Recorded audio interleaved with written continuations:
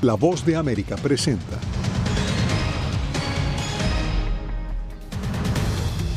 Aumenta la tensión en Medio Oriente. Israel ya combate a Hezbollah en territorio libanés y reporta las primeras bajas. Estados Unidos advierte que no apoyaría ataques israelíes a instalaciones nucleares en Irán. Republicanos y demócratas se adjudican el triunfo respectivamente tras el debate entre candidatos a la vicepresidencia. Y Biden ordena el despliegue de 1,000 soldados al sobrevolar las áreas afectadas por el huracán Helene.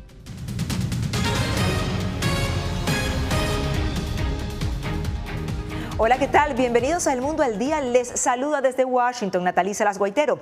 Una nueva escalada de las tensiones se produce en el Líbano ahora que oficialmente el ejército israelí entró en su territorio como parte de su ofensiva contra Hezbollah. Joan Cabasés tiene el reporte desde Beirut.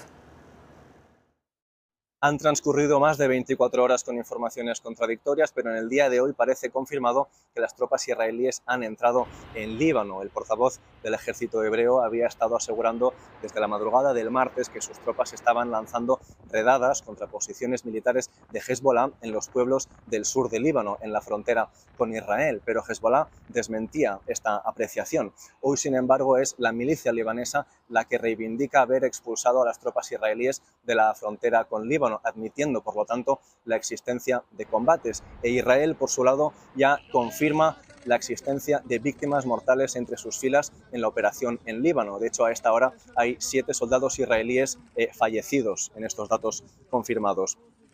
La presencia israelí en territorio libanés es por ahora muy limitada, pero Israel ha convertido buena parte del sur de Líbano en una zona militar. Hay que tener en cuenta que en las últimas horas los portavoces del ejército de Israel han lanzado órdenes de evacuación contra los residentes de decenas de municipios en el sur del Líbano y también han advertido que quien conduzca un vehículo al sur del río Litani, esto es a decenas de kilómetros de la frontera con Israel, está en riesgo de ser atacado. Mientras vemos cómo los bombardeos continúan contra los suburbios de Beirut, supuestamente contra posiciones militares de Hezbollah. En más de 10 días de escalada bélica hay más de 1,000 víctimas mortales en este país y más de 1 millón de personas desplazadas. Joan Cabasés Vega, Voz de América, Beirut. El presidente de Estados Unidos, Joe Biden, advirtió que su administración no apoyará a Israel en caso de un ataque contra instalaciones nucleares de Irán. El mandatario subrayó que la orientación de la presión internacional está en la vía diplomática y sanciones contra Teherán. Carolina Valladares con nosotros desde la Casa Blanca. Carolina, ¿cuáles son las últimas actualizaciones? Hola, ¿qué tal, Natalie? Pues de hecho Joe Biden ha dicho que le apuesta a la vía multilateral y que va a hablar con los miembros del G7 precisamente para acordar un comunicado conjunto en el que todos acuerden a implementar sanciones contra Irán. Mientras tanto, el Departamento de Estado ha reaccionado a la decisión de Israel de nombrar persona non grata al secretario general de la ONU, Antonio Guterres. Ha dicho, de hecho, portavoz del Departamento de Estado, que es una medida muy improductiva y de hecho también han ensalzado el trabajo que realiza la ONU en Oriente Medio. Ha dicho que es un trabajo que lo que hace es llevar paz, seguridad y estabilidad a la región. El presidente Joe Biden dijo que su gobierno no apoyará un eventual ataque de Israel contra instalaciones nucleares en Irán como parte de respuesta al bombardeo reciente de Teherán en territorio israelí. También dejó claro que trabaja junto con líderes del G7 para un cese al fuego. Estamos trabajando en una declaración conjunta en la que todos estamos de acuerdo, desde Japón hasta Francia, pasando por Alemania, etc. Y lo que estamos haciendo al respecto y dejando en claro que hay cosas que deben hacerse, y es obvio que Irán se ha salido mucho de la cancha. Destacó Biden que la respuesta de Israel debe ser proporcional. Al respecto, el Departamento de Estado confirmó que Estados Unidos intensificará la presión política y económica contra Irán. El G7 condena el ataque de Irán a Israel y está trabajando en conjunto en una respuesta, incluidas nuevas sanciones. Por otra parte, Miller aseguró que Estados Unidos garantiza la salida de decenas de ciudadanos estadounidenses en puentes aéreos entre Líbano y Turquía.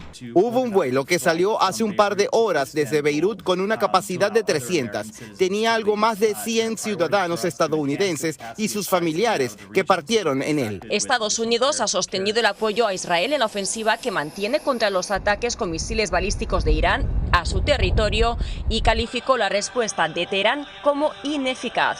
Entre tanto, un portavoz de Hamas afirmó que un ataque perpetrado el martes en Tel Aviv por este grupo es solo el principio. Y en los últimos días hemos visto cómo Israel ha ido eliminando uno a uno a los diferentes comandantes de Hezbollah, llegando incluso a su secretario general Hassan Nasrallah. Pues bien, hoy la agencia de noticias Reuters ha asegurado que un funcionario iraní les ha dicho que el gobierno de Israel ha conseguido entrar dentro de la estructura de Hezbollah. Gracias, Carolina. Bueno, y mientras tanto, el embajador de Israel criticó nuevamente a la Organización de Naciones Unidas durante una reunión de emergencia celebrada por el Consejo de Seguridad horas después de que Irán lanzó misiles a Israel. Ángela González está con nosotros desde Nueva York. Ángela, bueno, ¿cómo transcurrió la sesión? Natalie, pues el secretario general de la ONU, Antonio Guterres, condenó esta nueva escalada del conflicto en el Medio Oriente luego del lanzamiento de cerca de 200 misiles balísticos por parte de Irán en suelo israelí y pidió de nueva cuenta un cese al fuego, mientras Israel e Irán se lanzan amenazas mutuas.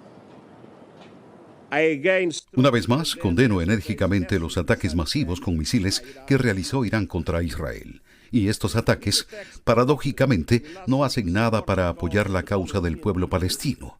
Ya es hora de detener el repugnante ciclo de escalada tras escalada. Y es que fue justamente el embajador israelí luego de estos ataques que convocó a una sesión de emergencia en el Consejo de Seguridad y allí fue justamente donde lanzó estas advertencias para Irán, pero también criticó al secretario general de la ONU. Decidiremos cuándo y cómo responderemos, pero les puedo decir una cosa, se notará y será doloroso. Estoy muy decepcionado por la reacción del secretario general pocas horas después de un ataque tan brutal y la declaración que emitió básicamente ignora al agresor y habla de desescalar la situación.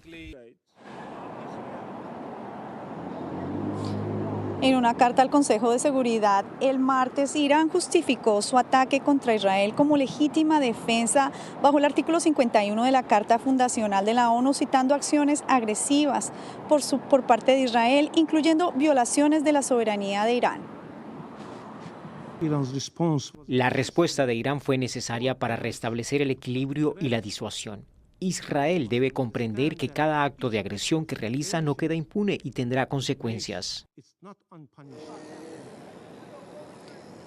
Y por su parte, la embajadora de Estados Unidos ante la ONU, Linda Thomas-Greenfield, dijo también que el ataque de Irán en suelo israelí fue infructuoso, pero dijo que el Consejo de Seguridad debe actuar y también reiteró que los Estados Unidos sigue comprometido para que se acabe la guerra en Gaza. Natalie. Gracias, Ángela.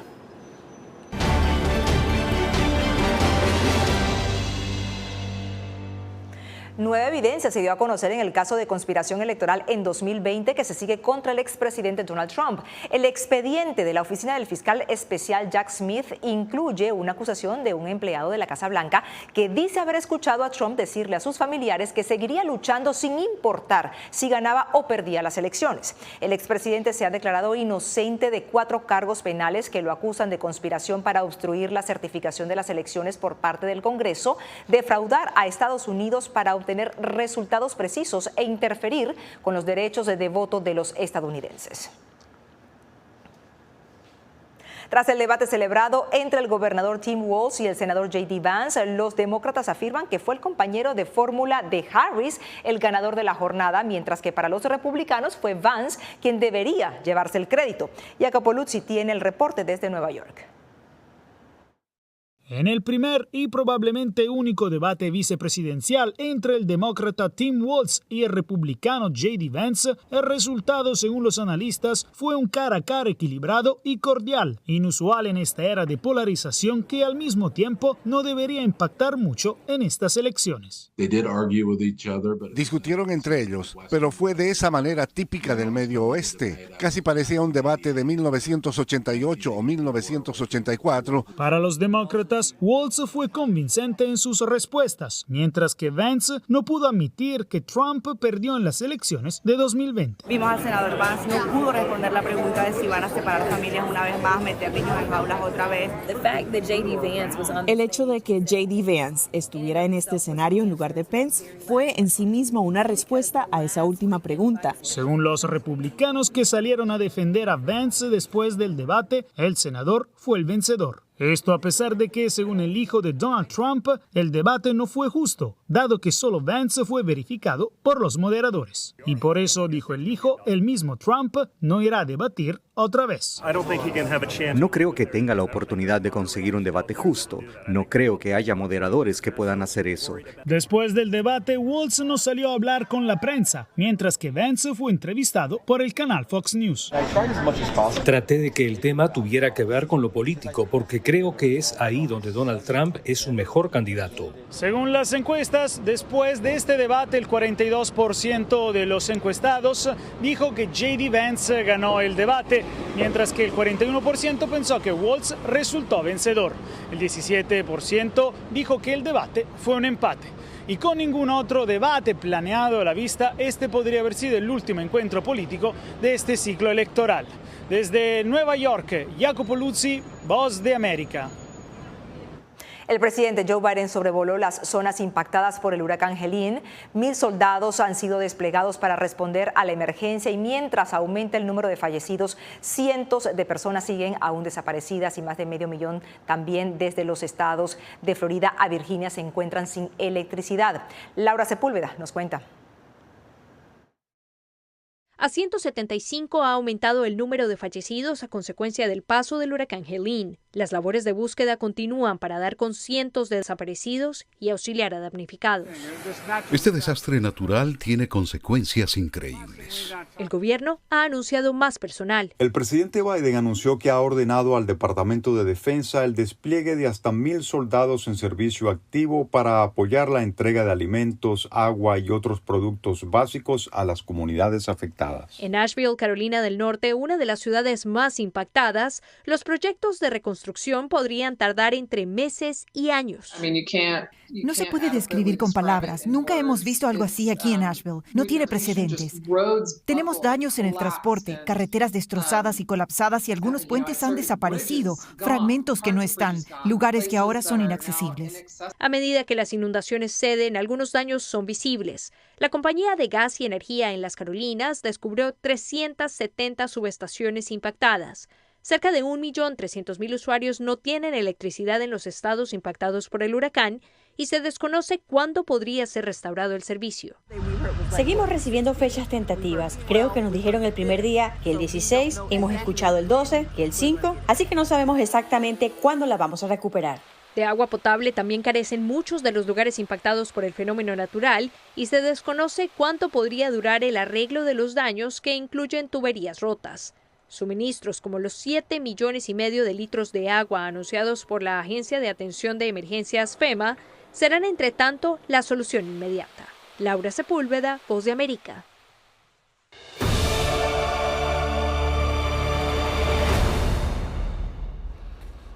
La nueva presidenta de México, Claudia Sheinbaum, comenzó sus conferencias de prensa matutinas y lo hizo abordando cuestionamientos sobre la inseguridad provocada por el crimen organizado y también sobre el futuro de la relación bilateral con Estados Unidos.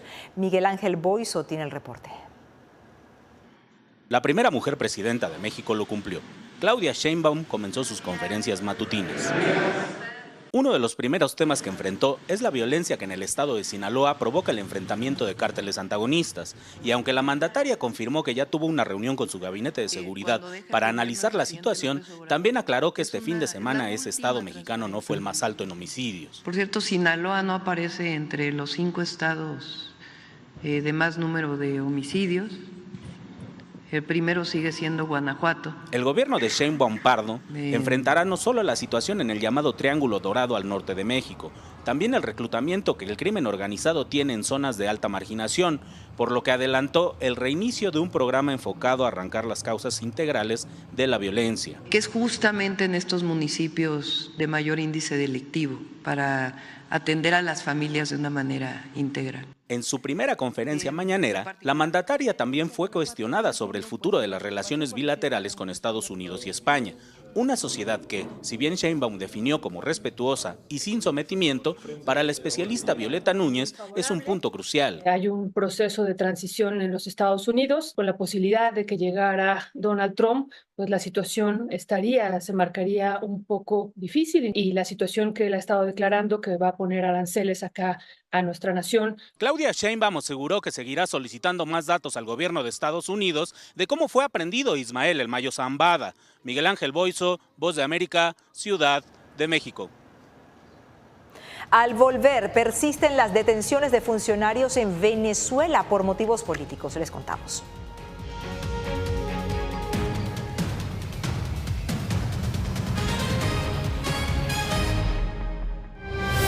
¿Por qué es tan importante celebrar aquí en Estados Unidos la herencia y el orgullo hispano? Una, para celebrar los logros de la comunidad latina en este país, pero también es una plataforma para reconocer todo el trabajo que todavía nos falta. Por ejemplo, mujeres acá en este país todavía no han logrado muchas oportunidades en el lado de ciencia, tecnología, ingeniería, matemática, ¿cierto? Y no es por falta de habilidad, sino es por falta de oportunidad. En tiempos de cambios, cuando el mundo parece incierto y lo que escuchamos no refleja lo que vemos, buscamos la verdad. A través de la pantalla de la... Cuando nos cuentan solo una parte de la historia, perdemos la confianza. En momentos de crisis, nuestros sueños, esperanzas y deseos de un mejor mañana dependen de una prensa libre. En La Voz de América te traemos las historias que la gente se arriesga a ver. Conectamos el mundo y lo unimos con la verdad.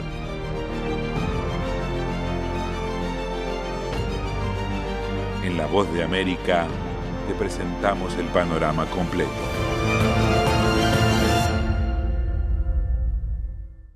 Soy Diva Lizette Cash, periodista y presentadora de La Voz de América. Ir más allá de la noticia, escuchar las voces de las minorías y de las comunidades más vulnerables para informar sobre sus necesidades y logros es mi pasión. Económicas se ven obligadas. Desde Washington, visibilizar la diversidad étnica de Estados Unidos y de la comunidad hispana es parte de una pasión que compartimos en La Voz de América, donde la prensa libre importa.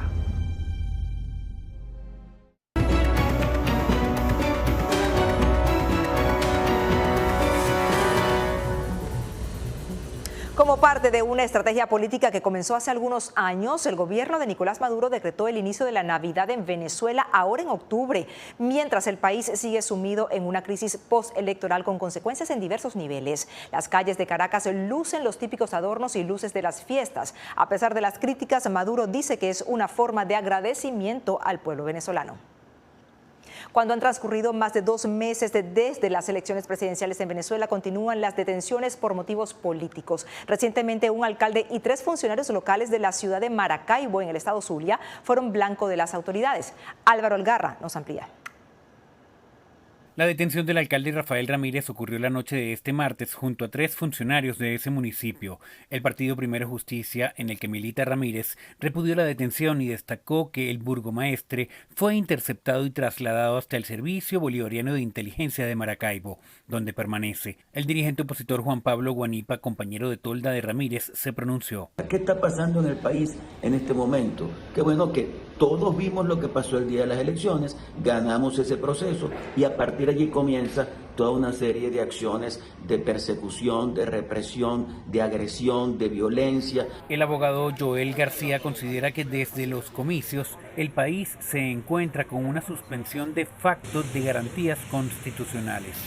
Cumplan con el debido proceso, que dejen que la defensa se designe, que uno pueda promover medios de prueba, que uno pueda promover órganos de prueba y defenderse. Entre tanto, la asesora principal del Centro Carter, Jenny Lincoln, mostró este miércoles durante el Consejo Permanente de la Organización de Estados Americanos en Washington, D.C., una serie de actas originales pertenecientes a la elección del 28 de julio que, según ella, muestran la victoria de Edmundo González.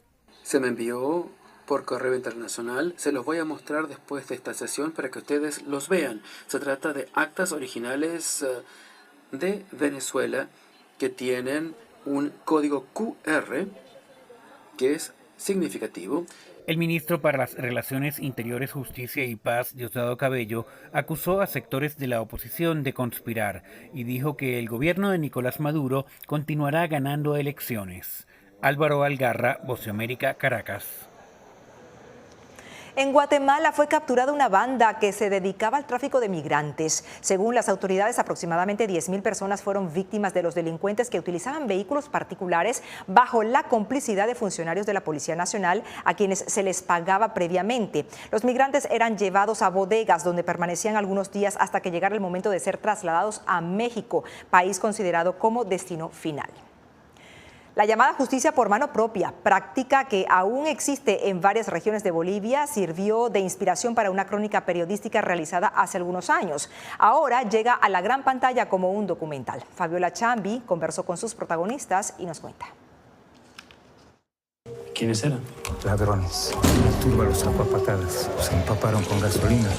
Nosotros no pudimos hacer nada. Mano propia es una historia documentada periodísticamente y contada con sensibilidad para abordar una problemática común en Bolivia, pero también en varios países de la región: los linchamientos. Nosotros ya nos hemos acostumbrado a este tipo de sucesos porque salen en las noticias cada semana. Nosotros queremos transmitir el dolor que significa un hecho de violencia en una comunidad y más en una familia.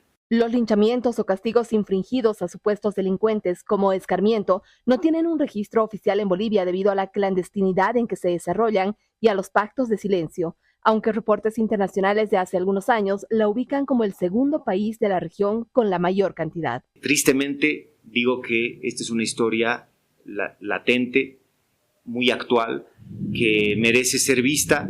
La crónica Tribus de la Inquisición del periodista Roberto Navia, ganador del Premio Rey de España, dio origen a esta película, aunque ya fue escrita hace una década y retratada también en un documental nominado a los Premios Goya. Te permite desahogarte y de liberarte de muchos pesos que la sociedad boliviana viene cargando.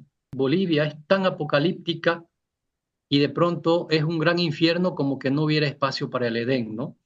Sin embargo, mano propia te dice, esto está ocurriendo, pero también puede ya no. Fabiola Chambi, Voz de América, Bolivia. Al regreso, migrantes latinos se unen en Chicago para formar la primera cooperativa que les permite apoyarse laboralmente. Ya volvemos.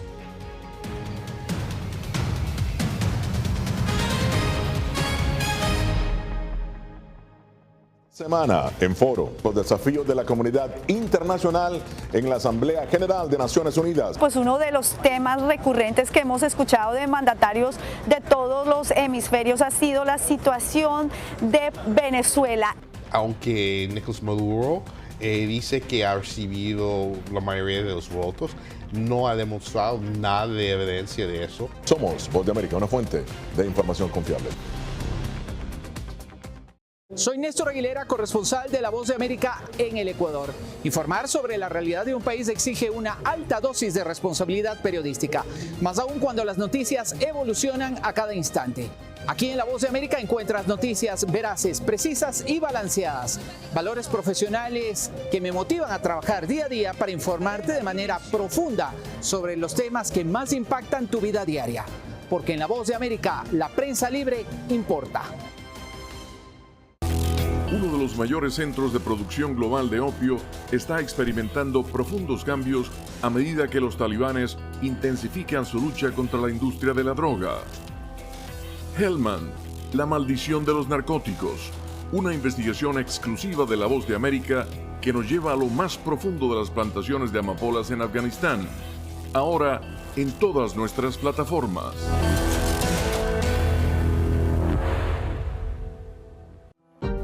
Hola, Hola, soy Oscar Ortiz Barahona, corresponsal La Voz de América. Ser La Voz de América desde Honduras me permite conectarme con todos ustedes, nuestras audiencias en todos los países del continente, ofreciendo información veraz sobre los temas que más te impactan. Honduras y los Estados Unidos han ejercido labores humanitarias, más de 40 viviendas. Desde perspectivas humanas y con base en hechos, te informamos para que seas tú quien formes tu propia opinión, porque La Voz de América, la prensa libre, importa. Hasta la fecha hay 96 periodistas asesinados. Periodismo, la prensa libre importa, una coproducción de La Voz de América y BTV. El tema que más nos convoca es el tema de la violencia. Disponible en vozdeamerica.com.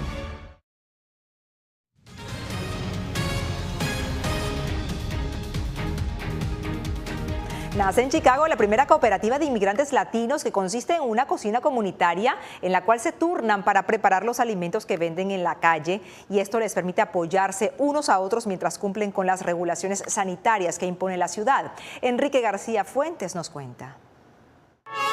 Con música de mariachis, vendedores ambulantes celebraron la apertura de la primera cocina comunitaria o compartida de latinos en Chicago. La cocina compartida de trabajadores cooperativistas o CCTC ofrecerá espacio para la preparación de alimentos a decenas o cientos de vendedores ambulantes de comida. Luis Meléndez, quien por los últimos 10 años luchó para que esta cocina fuera instaurada con el propósito de ayudar a otros vendedores como él, invirtió miles de dólares para comprar el edificio. Me siento bien contento y tranquilo porque aquí para mí no es cocina mía, sino es mi casa, porque todo el tiempo estoy aquí. La cocina permitirá a los vendedores ambulantes de tamales, fruta picada y otros alimentos preparar sus productos bajo las regulaciones del Departamento de Salud Pública local y así obtener su licencia para vender en las calles de Chicago.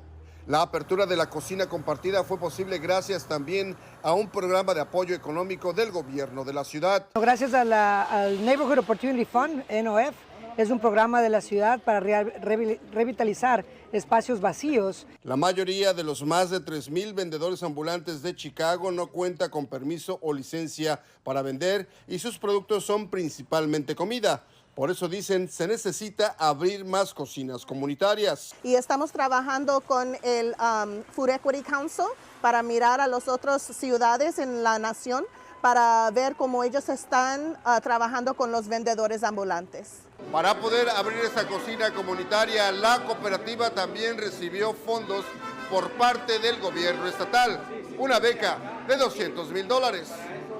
Enrique García Fuentes, Voz de América, Chicago. Esto es El Mundo al Día, ya volvemos con más.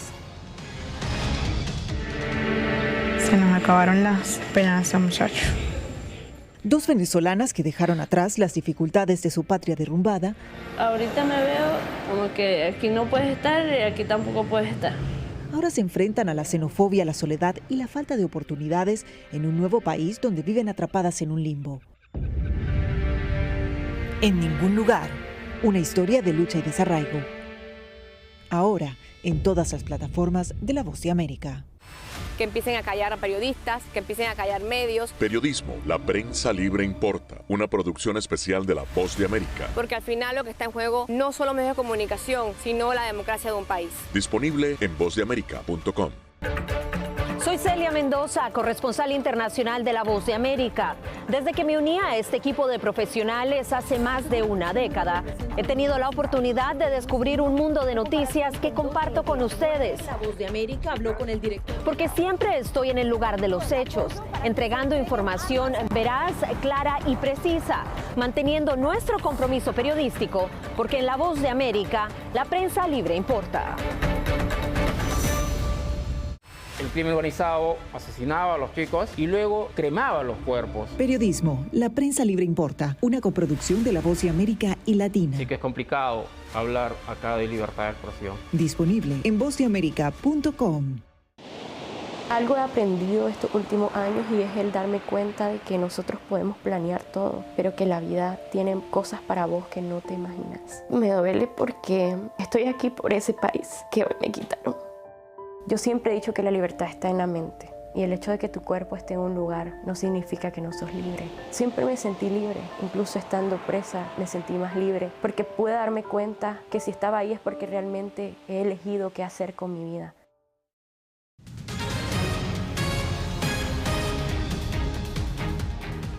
Y miren quién está cautivando las redes sociales. Es Moon Deng, un pequeño hipopótamo pigmeo que nació en el zoológico de Tailandia y se ha convertido en toda una sensación. No solo ganando seguidores, sino que a su vez ha servido de inspiración a un pequeño café que ahora está de moda con sus pasteles en forma de hipopótamo.